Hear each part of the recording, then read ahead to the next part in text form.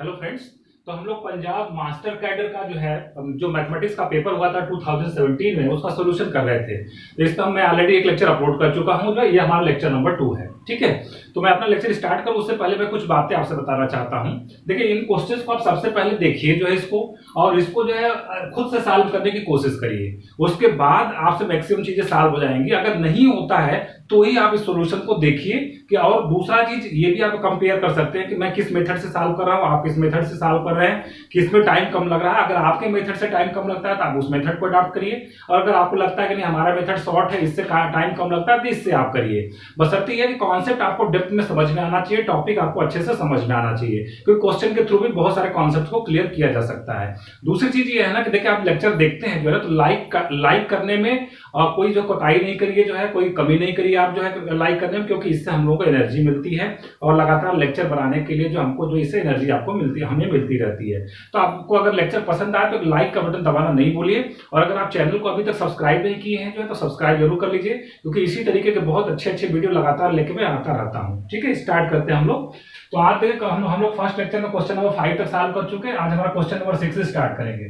Question number 6 ये है कि the equation of the circle concentric with, है ना, इंपॉर्टेंट बात है इसमें, जो कीवर्ड होगा उसको मैं हाईलाइट करूंगा। Concentric with this circle x square plus Y square plus 6x plus 2y plus 1 is equal to 0 and passing through -2 -1 is what. कहा जा रहा है कि उस सर्कल का इक्वेशन बताइए जो इस सर्कल के कॉन्सेंट्रिक हो। कॉन्सेंट्रिक का मतलब जिस सर्कल का इक्वेशन आपको निकालना है उसका सेंटर और इस सर्कल का सेंटर दोनों सेम है। तो सबसे पहले देखिए, इसके आपको कॉन्सेप्ट क्या मालूम होना चाहिए इस क्वेश्चन को सॉल्व करने के लिए। आपको मालूम ये होना चाहिए कि x square plus Y square plus 2gx plus 2fy plus C is equal to 0। अगर ये सर्कल का इक्वेशन है तो इसका जो सेंटर होता है ना वो क्या होता है, minus times half of coefficient of x comma minus times half of coefficient of y। ठीक है, ये इसका सेंटर होता है। और रेडियस की बात करें तो under root G square plus F square minus C इसका क्या होता है, रेडियस होता है।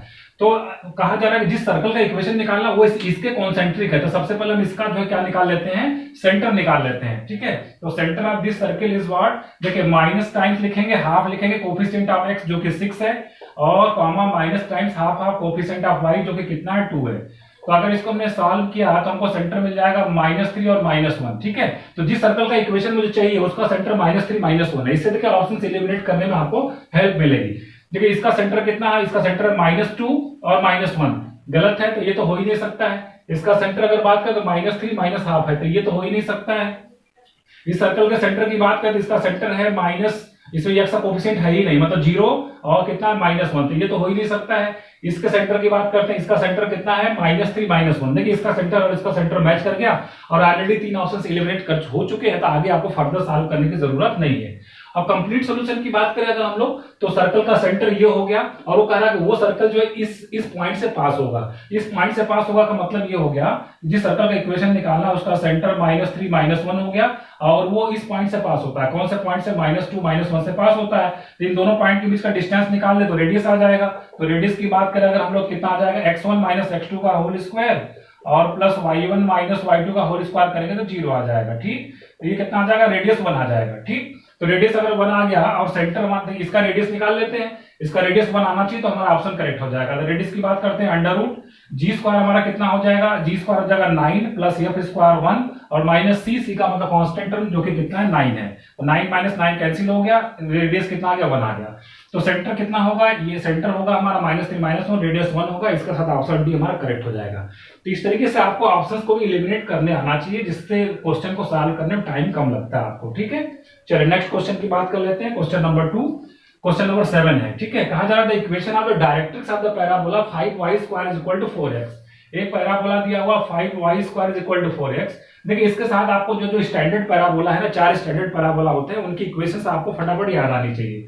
देखिए, पहला स्टैंडर्ड पैराबोला होता है y square is equal to 4ax, जिसका फिगर कुछ ऐसा बनता है, इसका फिगर कुछ ऐसा बनता है, और यहाँ पे इसका क्या होता है, फोकस होता है, फोकस का कोऑर्डिनेट -a, 0, और ये डायरेक्ट्रिक्स बनती है। डायरेक्ट्रिक्स का इक्वेशन होता है x is equal to -a। ठीक है, देखिए कुछ ये पैराबोला कुछ इसी टाइप से मिलता जुलता है। कैसे? देखिए Y square is equal to 4/5x, ठीक है, तो ये इसी टाइप से मिलता जुलता है। तो कंपेयर कर दे तो 4a की वैल्यू कितनी है? 4a की वैल्यू है 4/5, तो यहां से a की वैल्यू कितनी हो गई? 1/5 हो गया। और आपसे क्या पूछा जा रहा है?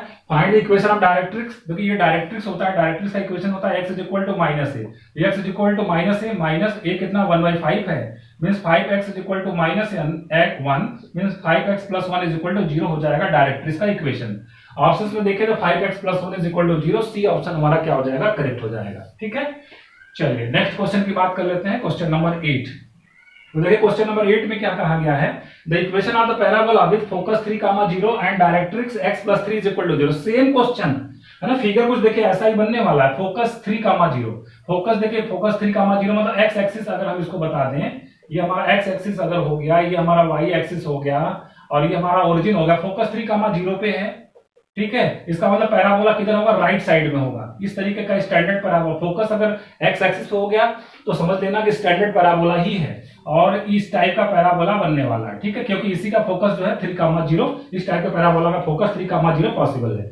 और डायरेक्ट्रिक्स कितना दे रहा है? x plus 3 is equal to 0। Directrix किसके पीछे ही होगा? अभी मैंने बताया था इसका इक्वेशन कितना होता है? x is equal to minus A होता है, मतलब x plus A is equal to 0 होता है। x plus 3 is equal to 0 यहाँ पे गिवन है। और फोकस कितना होता है? a, 0 होता है। a की वैल्यू आपको समझ में आ गई है। और इस टाइप के पैराबोला का इक्वेशन क्या होता है? y square is equal to 4ax। बस इसमें a की वैल्यू आपको पुट कर देनी है। a इज इक्वल टू कितना है? 3 है, तो कितना आ जाएगा? y square is equal to 12x, इसका आंसर आ जाएगा। इसका मतलब हमारा जो सी ऑप्शन है वो क्या हो जाएगा? करेक्ट हो जाएगा। ठीक है, तो ये तो जस्ट बहुत ही सिंपल क्वेश्चंस है, जस्ट आपको थोड़ा सा समझना है और बेसिक कॉन्सेप्ट आपको मालूम हो तो आसानी से कर सकते हैं। नेक्स्ट क्वेश्चन है कि question number 9, the sum of the focal distances from any point on the ellipse 9x square plus 16y square is equal to 144 is what? तो देखिए सबसे पहले इसको स्टैंडर्ड फॉर्म में कन्वर्ट करिए। 9x square plus 16y square is equal to 144 से मैं दोनों तरफ अगर डिवाइड कर दूं तो x square upon 16 plus y square upon 9 is equal to 1। ये स्टैंडर्ड इलिप्स बना। ठीक है, ये इलिप्स का इक्वेशन होता है। किससे कंपेयर करते हैं इसको हम लोग? x square upon a square plus y square upon b square is equal to 1 से कंपेयर हम लोग करते हैं, उसी टाइप का ही है। कंपेयर करें तो a स्क्वायर की वैल्यू कितनी है? 16 है, मतलब a की वैल्यू कितनी है? 4 है। ये हमारे काम का डेटा है। और b स्क्वायर कितना? 9 है, मतलब b कितना है? 3 है। ये हमारे काम का डेटा है। अब क्वेश्चन की बात कर लेते हैं। पहले इसका मैं फिगर बना देता हूं। देखिए ये यहाँ पे क्या है? a ग्रेटर देन b है, तो हॉरिजॉन्टल एलिप्स बनेगा। एलिप्स दो तरीके का होता है, हॉरिजॉन्टल और वर्टिकल। हॉरिजॉन्टल एलिप्स बनेगा आपका। अब कहा जा रहा है कि देखिए यहाँ पे इस एलिप्स पे कोई भी पॉइंट हो तो इसकी यहाँ पे दो फोकस होते हैं, एक का नाम यस होता है, एक का नाम यस डैश होता है। तो ये हम लोग बोलते हैं फोकल डिस्टेंसेस। इसको हम लोग क्या बोलते हैं? Focal distances of any point on the ellipse. कहा जा रहा है कि the focal distances of any point on the ellipse. ठीक है, इस कोई भी पॉइंट ले लिया तो उसकी दोनों फोकस से डिस्टेंसेस का सम कितना होगा? देखिए इसके लिए स्टैंडर्ड फार्मूला होता है कि कोई भी पॉइंट अगर एलिप्स पे हो तो उसकी फोकल डिस्टेंसेस का जो सम होता है वो कितने के बराबर आता है? 2a के बराबर आता है। ये स्टैंडर्ड फार्मूला है। ठीक है, तो यहाँ पे a की वैल्यू कितनी है? 4 है, तो 2 4 का कितना? 8। इसका आंसर कितना आ जाएगा? 8 आ जाएगा। तो अगर हम लोग बात करें तो फर्स्ट ऑप्शन हमारा क्या हो जाएगा? करेक्ट हो जाएगा। तो बस एक छोटी सी प्रॉपर्टी आपको याद होनी चाहिए, जब आप एलिप्स का इक्वेशन पढ़ते हैं, उसका डेरिवेशन पढ़ते हैं, तो उसमें ये चीज आती है कि किसी भी एलिप्स पे जो ये डेफिनेशन भी है, ellipse is the locus of a point such that if you take ellipse is the locus of a point whose distances from two fixed points remains always constant। ठीक है, ये ellipse की definition भी है। ठीक है, तो यहाँ पे ellipse की हम लोग बात कर रहे थे, तो ये बस आपको प्रॉपर्टी मालूम होना चाहिए कि ps plus ps dash is equal to 2a। ये चीज आपको मालूम होना चाहिए बस। ठीक है, चलिए लास्ट क्वेश्चन की बात कर लेते हैं। क्वेश्चन नंबर 10 देखिए क्या है? कहा जा रहा था इसेंट्रिसिटी ऑफ द कोनिक। एक कोनिक यहाँ पे दिया हुआ है x square minus 2x minus 4y square is equal to 0। एक कोनिक है। कोनिक का मतलब ये क्या क्या हो सकता है? अगर हम लोग बात करें पैराबोला है, एलिप्स है, हाइपरबोला, अभी तक हम कुछ नहीं कर सकते क्या है।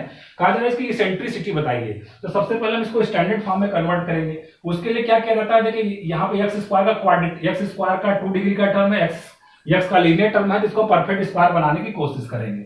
उसके लिए हम लोग क्या करेंगे? एक्स स्क्वायर माइनस 2x है, तो 1 ऐड कर दिया, 1 सब्ट्रैक्ट कर दिया, और फिर minus 4y square is equal to हमने कितना लिख दिया? 0 लिख दिया।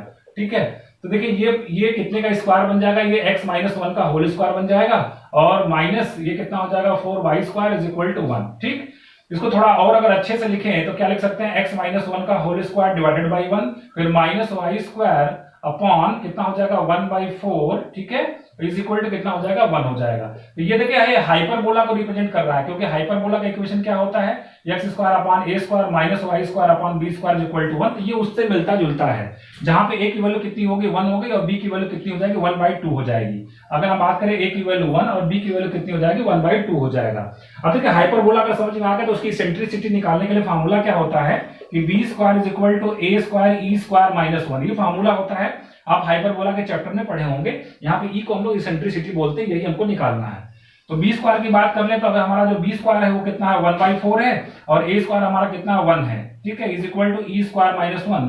तो यहां से सॉल्व करेंगे तो ई स्क्वायर आ जाएगा 5/4, ई की वैल्यू कितनी आ जाएगी √5/2 इसेंट्रिसिटी आ जाएगा। तो अगर ऑप्शंस में देखें तो √5/2 का मतलब हमारा जो सी ऑप्शन है वो क्या हो जाएगा, करेक्ट हो जाएगा। तो फ्रेंड्स आज के लेक्चर को यही समाप्त कर रहे हैं। अगर आपको पसंद आया हो तो एक लाइक बटन दबाना नहीं भूलिएगा। नेक्स्ट लेक्चर में इसके आगे क्वेश्चंस को हम लोग सॉल्व करेंगे। Thank you very much.